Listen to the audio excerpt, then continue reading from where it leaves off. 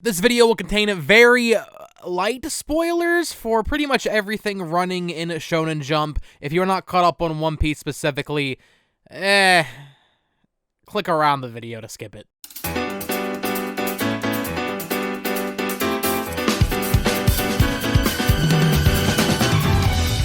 2022 was kind of crazy for me. I would say pretty much across the board, I'm more of a normie when it comes to manga in terms of my taste. I like Shonen Jump, and I will wear that on my sleeve. I have a Dragon Ball hat, a Naruto shirt, and this really cool Dragon Ball Z wall scroll. I am not afraid to admit that I like me some simple Shonen Jump manga. And this year was really awesome. It kind of started more last year, but I started reading more. I read Chainsaw Man last year, Demon Slayer, and then this year I made the goal of reading every ongoing manga in Shonen Jump. I haven't quite hit that goal yet, so there are a couple series I can't talk about, but today I wanted to talk about my experience with Shonen Jump in 2022, kind of reviewing and talking about every series I read this year that was ongoing in the magazine. So we're kind of just going off this list on Wikipedia. We'll just go in order from that, and then we'll get to the really old stuff. But starting off, and it's going to be a lot of like the lesser known series, right? I think that goes without saying. Series that have ended, I've done videos on. Also, sorry for the no uploads in 2 months. That should be changing soon here. But starting off, I actually want to talk about the canceled series. Now, I think the only two series that got canceled this year that I did not read at all were Neru, Way of the Martial Artist, and Protect Me, Shogumaru. Shogumaru actually ended right before I started that Manga Panel podcast, which has been on hiatus for a while now. I still want to go back and read Neru. Shogumaru, though, was not anything special from what I did read of it. But then we get into the series that I did read, and I actually enjoyed, I would say, most of these to a decent extent. So starting off, we had Ayashimon by the creator of Hell's Paradise. This was a really interesting story about a protagonist who didn't have powers in a world with Oni, or demons, or whatever the hell they were called. Yokai. Were they yokai? I think that's Doron. All these manga kind of blend together, which was inherently the issue with Ayashimon. There's too many manga like this. There's too many manga where the main protagonist has no power. There's too many manga where it's like demons or Oni or yokai. I think I've mentioned this before. And there's an oversaturation in the magazine. That being said, Ayashimon had really great art and cool characters, and despite the main protagonist kind of being tropey in the regard that he didn't have power, he was kind of like MASH in a way, because he had no power, but he was just super strong. I like the main character of that series, although I can't even remember his name, because he was just like me for real. He was just a big Shonen Jump fan making JoJo's references and Dragon Ball Z references and Fist of the North Star references, and that's a lot of fun, but I can totally see why something like that didn't survive in Shonen Jump, but I still really enjoyed it. I think it is getting printed in English, which is really exciting for me as a physical collector. We'll get to some of this stuff down here in a bit. So that one's... It was sad to see it go, but I completely understand why it went the way it did. Next up is Doron Dororon, which I actually have the first volume in Japanese here. I bought at Kinokuniya in Seattle during PAX, because I don't think this series is going to get printed physically. Doron, I think, is pretty much worse than Ayashimon in most regards. However, this little fucker, what was his name?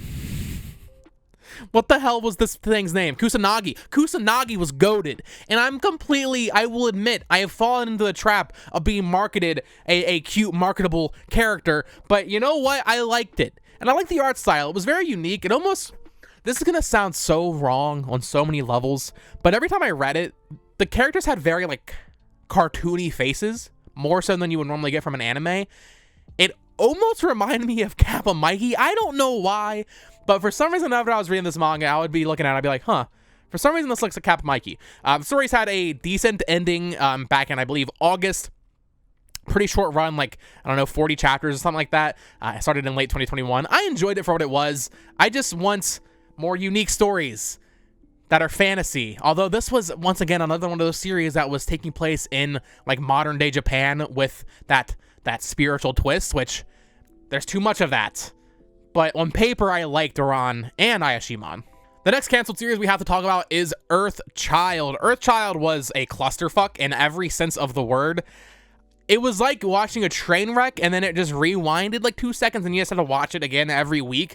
And I remember on the podcast, we just kept saying, like, how much longer can this go on? And it just kept going for way too long. There was certainly some interesting plot devices going on, but by the time they did a time skip about halfway through the series, I genuinely did not know what was happening. the Earth becomes this kawaii girl who wants to kill you, and then you're fighting the Earth, but then you make her part of your... I don't know. I don't know what the hell happened with Earthchild. It had such an interesting premise. I like the main characters. I like their romance. That first chapter in particular, I think would have been a fantastic one-shot, or even if this had been a series that got condensed into one volume and that like a standalone story, I think that could have been good. But running for about, I think, like 23 chapters or so just was too much for Earthchild. We have 2 more canceled manga to get through, but if you are enjoying this video, please consider subscribing and liking for more Shonen Jump content. I don't see too many people covering these lesser-known series on YouTube, so I would appreciate if you did that. Now, we have 2 that kind of hurt, really just 1. So let's get to the one that doesn't hurt as much right now, and that is Alien's Area. Alien's Area, I was really optimistic about. I actually made a video reviewing the first chapter, saying how great it was, and I do think that first chapter was really good and interesting. I was excited because at the time we didn't have any new fantasy stories in Shonen Jump. I was still burnt on Red Hood, and I just wanted something new. Once again, kind of taking place in like a modern day Tokyo with like that, not supernatural twist, but in this case, aliens. And I feel like this series just never got where it needed to be in terms of what it was doing.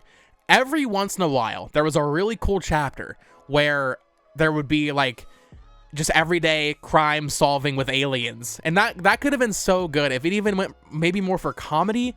But then they tried doing like this combat stuff. In the second or third chapter, they introduced the strongest villain in the universe, which made me question the author's intent to even make this a long-running series. I remember there was one chapter, though, that was just like a slice of life, day in the life kind of chapter following the main character, Tatsunami, I believe his name was, where there was an alien who parked their spacecraft in a park, and he just had to go give him a parking ticket. And it was a really funny chapter, because his UFO was a damn like a phone booth. And it was just a good chapter, good vibes. That was the one chapter in the series that I really felt like a connection to the main character.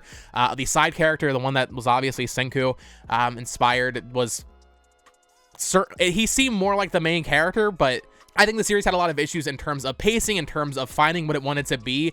And I think the biggest fault it had was kind of characterizing its characters. I did not care about the main character almost ever. He was kind of just a blank slate that never really got any development for the most part. So Alien's Area could have been something really special. Some of those alien designs were really cool, but it just never really got to where I think it needed to be. Maybe if it had gone maybe 10, 15 more chapters, it could have found its footing, but as it stands, it didn't. So boo. All right, this next one still kind of stings a little bit. I low-key had forgotten about it because I have not been keeping up with Shonen Jump, as we'll get to when we talk about the new series that just started, Super Smartphone.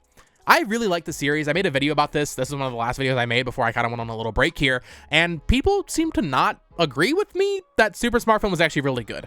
Death Note is one of my favorite manga of all time. Once again, normie. That's kind of like my shtick, right? I like Death Note. You can easily draw comparisons to Death Note with this or Future Diary. It lacked that depth, I think, that it needed, but the characters were all super interesting. The Super Smartphones were a cool gimmick, having, I remember there was a chapter where they explained it like 5 chapters earlier, but then 5 chapters later it comes into play where basically if you're a Super Smartphone holder, you don't appear in pictures. So then one of the villains kind of found out who had a Super Smartphone based on, that like a school book or something, something like that. And it was really interesting. There were cool mechanics in the series with the plot device being the smartphone, but it ended up getting rushed way too fast. Obviously, they were told to wrap it up in a few weeks, I guess. And the plot twist at the end, I won't spoil it, but what the hell was that? Now, I believe in the case of this, and as well as the Aliens Area, they said there's going to be more chapters in the physical volume. I think those are already out, so hopefully those get translated in the app, or just some fan translates those, because Super Smartphone literally did not end. Aliens Area, Doron, and, well, Ayashimon also didn't end, but that's beside the point. But Super Smartphone really just rubbed me the wrong way. Aliens Area had, like, a nice, like, positive ending, like, all right, we're gonna do this again every day, whatever. Same with Doron. But Super Smartphone literally just did not end. They were just like, we're doing the final conflict, guys. And then you didn't ever get another chapter in the magazine, which was just really disappointing. I know it was not performing well in the rankings. I know the Japanese audience, which is what matters, didn't enjoy the series, but really disappointing to see. I hope maybe those chapters that are in the volume, like I said, kind of provide a little bit of closure, but I'm not super optimistic. Overall, I really enjoyed the series. It was kind of like the first series. It was actually the first series I started reading at like when it was new this year, and it was kind of the series that kickstarted my Shonen Soup channel low key, because it was how I started the Manga Panel podcast. So I will always have a softer spot for the series in my heart. Now, the next series we have to talk about really quick in this video is a series that has absolutely taken over Japan despite having only 6 chapters, and that is Ruri Dragon. Due to health issues from Masaoki Shindo, I believe is the author's name, there has not been any more of this manga. There's 1 volume in Japan, and it is selling like crazy, or at least it was when it released back in October, I believe is when it came out. This manga was really good. I don't know if it was that good. People were freaking out saying, oh my god, Ruri Dragon, Ruri Dragon, Ruri Dragon. There was only 6 chapters. I didn't get a good enough feel of it, but I did really like what we got, and I just hope for the author and for our sake that he gets better and we can get more of this manga. Ruri's a really cool character, and I liked her friend and the mom, and I hope we get more of this soon. Maybe move it to Jump Plus, I think is probably the move, although it's already been like 6 months and we haven't gotten anything, which is kind of worrying. Obviously, you know, shout out to the author. Hopefully they get better and they can start producing more content, if they obviously even want to at this point. I don't know. I assume they do, considering it was such a meteoric sales success, considering it only had 1 volume, but I digress. Ruri Dragon, shout out. Hopefully we get more of that soon, because that was an instant star of Jump, which is crazy. Now, I believe in total 7 series started in Jump in 2022. Correct me if I'm wrong down in the comments below. I've only read 3 of them, so we'll just get this over with right now. I have not read the 4 most recent series. I read a little bit of Ochinosi's Family's Deadly Sins and a little bit of Ichigoki's Under Control, but I'm waiting to do separate videos. And actually, let me know down in the comments below. Would you rather me do a video on each of them individually, reviewing those first 3 chapters or first 5 chapters, whatever is out at the time, or would you rather me do a video ranking them? Because that's a whole can of worms that I did not have time to do in time to make this video, so I really want to get caught up on those so I can be caught up on the magazine again. So let me know if you want to see separate videos on those or just one video reviewing them all as a ranking type, since they all got serialized at the same time. Now, there are 3 series though that started this year that are still going, 2 of which started I believe back in September, but we'll start off with the obvious, kind of like the queen of Jump right now, Akane Banashi. This series is absolutely phenomenal. I did a video on this series a few months back. I feel like I'm beating a dead horse a little bit, or a very alive horse. I don't know what the term would be. Everybody knows, if you read Shonen Jump, you know that Akane Banashi is like top dog right now in terms of new series that aren't traditional battle manga. If you like Bakuman, which is my favorite manga of all time, you will like this. It's not quite on that level for me yet, although we're only 43 chapters in, and making this video and preparing for it, I realized, bro, this series started this year. I feel like I have been on this journey with Akane and her friends and her competitors for years, and we're only 43 chapters in. It's gotten the cover of Jump like twice now, I think. It gets color pages like every other week. If you don't know, it's a basic story about a girl who learns a Rakugo, which is like this traditional style of storytelling in Japan, like a stage play kind of. And it's just really interesting learning about something that I did not know about. I didn't know Rakugo even existed. So it's kind of been nice and learning like a historical aspect almost from in that regard, but also just really cool drama within the characters and like the world itself. So I highly, highly recommend Akane Banashi. It is getting a physical print from Viz Media next summer, I believe, or yeah, next summer. If you're watching this in 2023, this summer, which is exciting. But I picked up the Japanese because I'm a simp. The series is god tier. Also, the art is like really good. It's an art and author duo, artist and writer duo. So maybe that's how they get away with such incredible art. Next up, we have 2 series that started, I believe, at the end of August, early September. The first one is Tokyo Demon Bride Story. This series is a fucking abomination.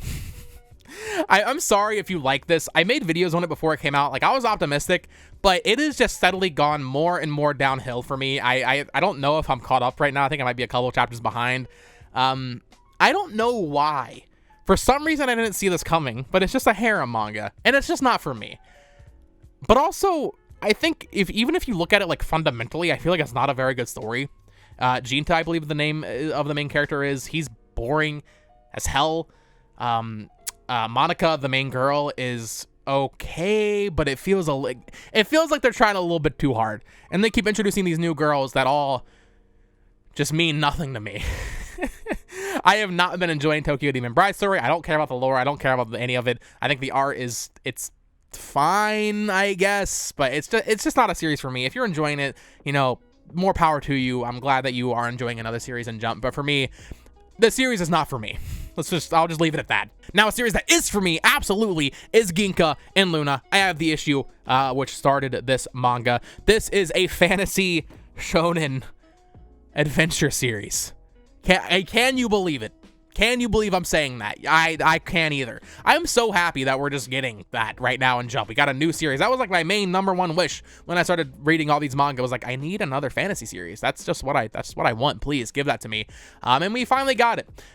It's been a little rocky, I think, recently.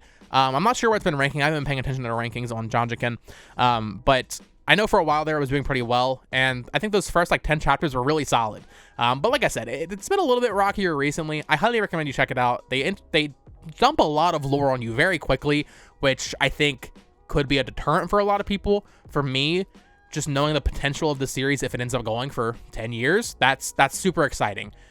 We'll have to wait and see if that payoff is worth it. I'm in their corner, man. I'm in Ginka and Gluna's corner. I do not want the series to get canceled, even if it has like some rocky chapters. I think it has great characters, has great comedy when they put that in there, and the combat also is awesome. So, and the choreography and the paneling, it's all very good. So I have very high hopes for this series. I just hope it doesn't get canceled, because if this gets canceled before some of these other series, I will blow my brains out.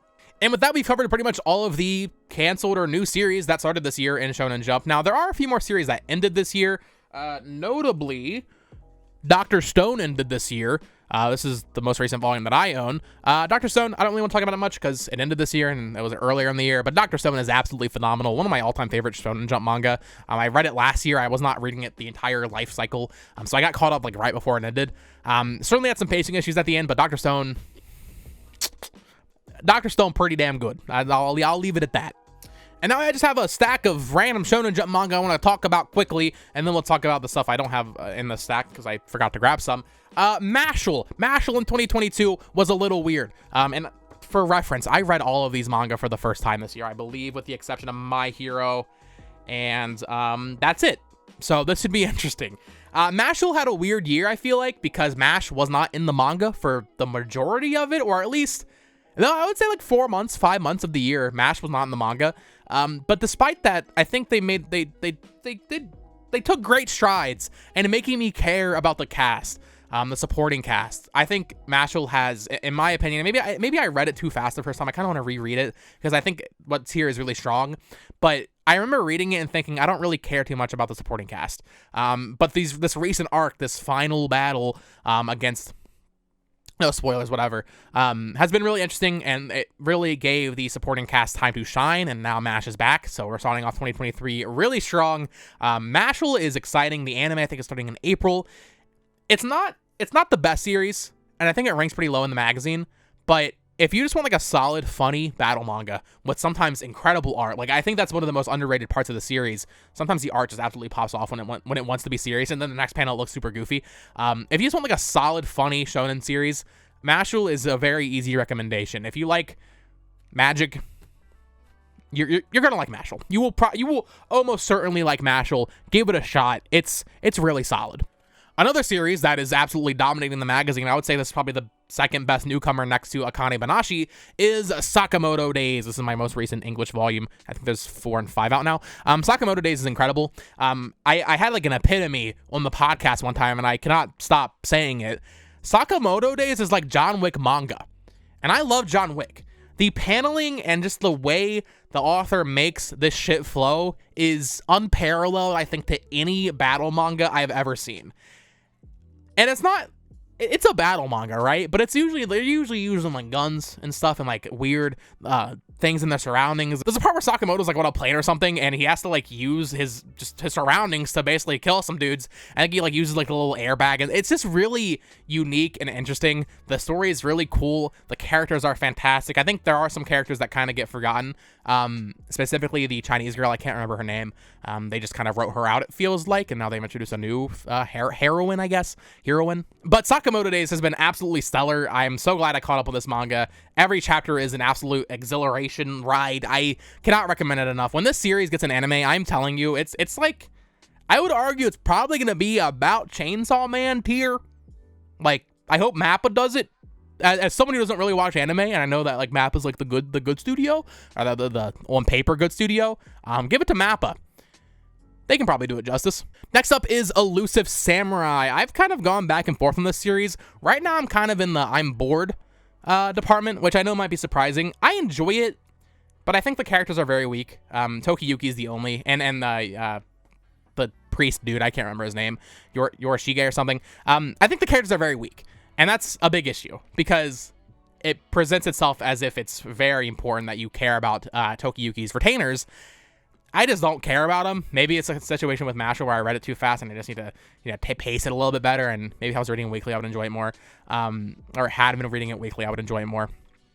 But I still enjoy it. It's cool getting the historical kind of information once again. Almost, I mean, obviously this is like actual history, like Japanese stuff, whereas Rakugo is like a little bit more modern. I don't know when Rakugo got it started. They haven't talked about that in manga. I guess they'll probably get to that. But it's interesting from that aspect. It's of course by the creator of Assassination Classroom, which I have not read. I really need to get on that. I don't know. I enjoy it. I think definitely the highlight of the series is its art. I think the art in the series, I think this is probably one of the best looking manga in Shonen Jump. I think the series looks absolutely beautiful. The faces, it just looks really good. But sometimes it can kind of be a lot to read because they really go in depth with like the war tactics and like they'll show like a map and they're telling you like, okay, these units are going here. Like it's a lot to it. You're looking at war maps in this series. So I don't know. I enjoy it, but sometimes it's a little slower / boring. But when it hits, it does really hit. So overall, pretty good. This series didn't exist this year. I read Black Clover for the first time back in, I think, March, and then I took a break, and then I caught up right before it came back from its 3-month hiatus. Since then, we've probably gotten, maybe 10 chapters? Maybe? I don't even know what happened this year in this manga. Black Clover as a whole, I actually really enjoy, as someone who obviously likes basic-ass Shonen Jump manga. It certainly... I can't really escape the feeling that it's more like a discount version of the manga I grew up reading. But I enjoy it. I like the cast, not counting Asta, although, I mean, Asta's fine. It's mostly the supporting cast, so that's not a unique opinion, I don't think, by any means. But man, this year, I guess they ended, the little, double arc, and now they're just... I don't know. Black Clover is Black Clover. You either like it or you don't. It's very... I want to say it is, the most cookie-cutter shonen that could possibly exist. And for me, you know what? It's kind of like a refreshing thing every week, or every 3 weeks it feels like. Obviously, shout out to taking care of yourself. Get your rest, Tabata. So no worries. But when it goes away for a month, it is kind of hard to kind of keep it in my mind. But I don't know. I like Black Clover, but this year it basically didn't exist. Jujutsu Kaisen, another series I read for the very first time this year. I read a little bit last year, but I got caught up over the summer. Jujutsu Kaisen is really good. I didn't expect to like it as much as I do, but it also has some slow parts, and I don't remember what chapter started or kicked off the year. I would assume it was around the beginning of the culling game, whatever the hell it's called. The culling game has been kind of a miss for me, especially the first half of it. I think around July or August, I believe, is when the chapters came out with Maki, and we got a lot of Maki. That's when it really started to pick up again, and then eventually Itadori came back and Fushiguro. So we're getting back to peak fiction, and I think Akutami said that the series is ending in 2023, which is interesting. I like Jujutsu Kaisen. I don't know if it particularly had a great year, but I'm enjoying it. Although I hated this guy. Absolutely despise this guy.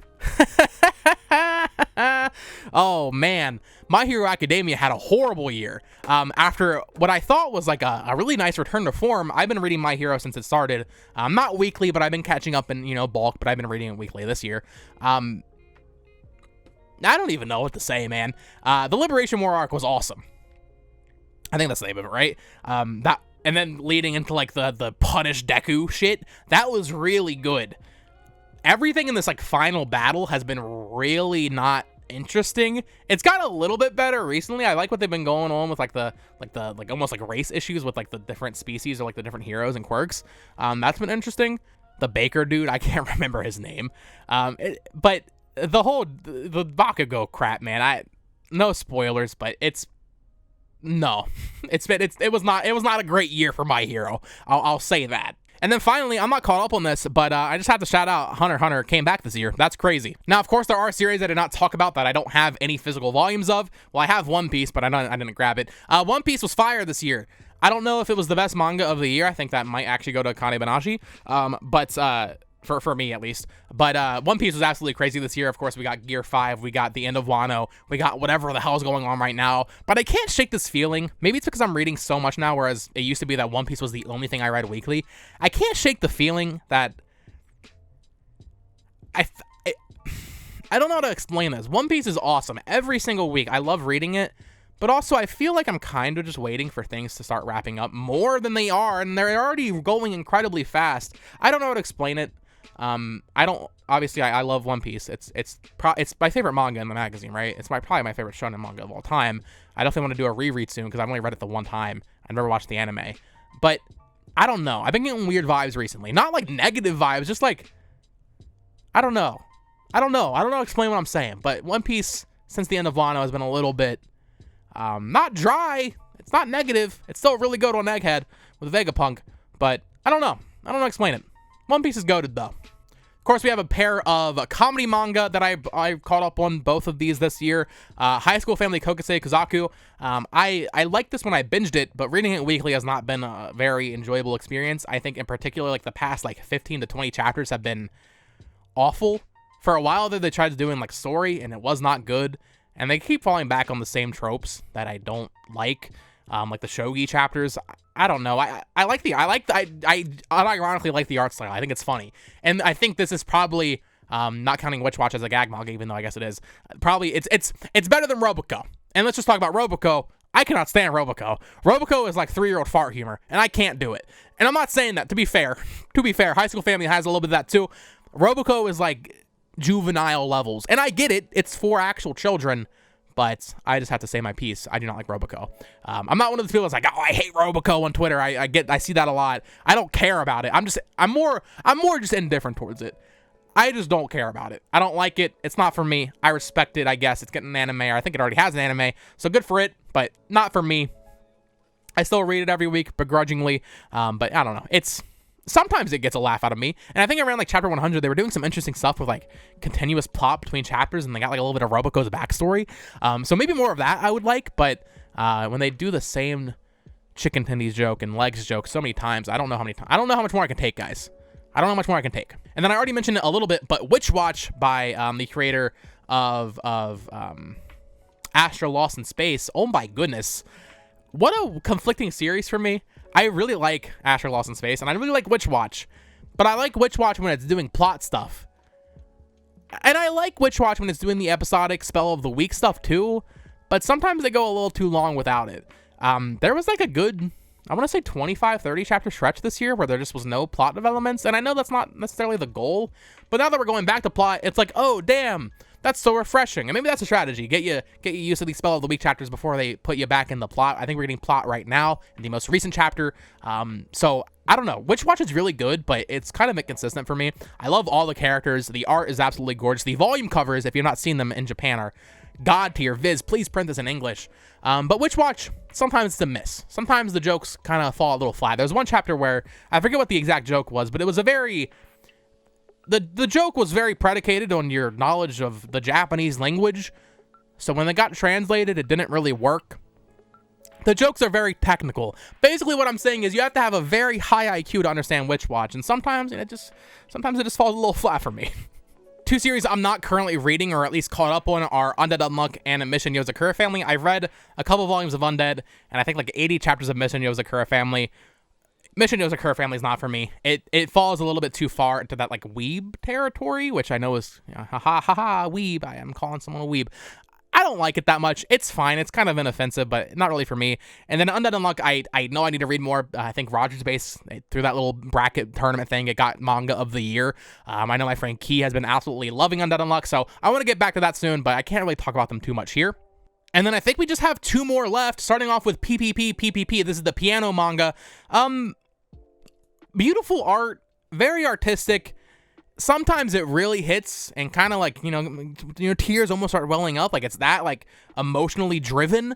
But other times I'm just like, okay, nothing really happened just now.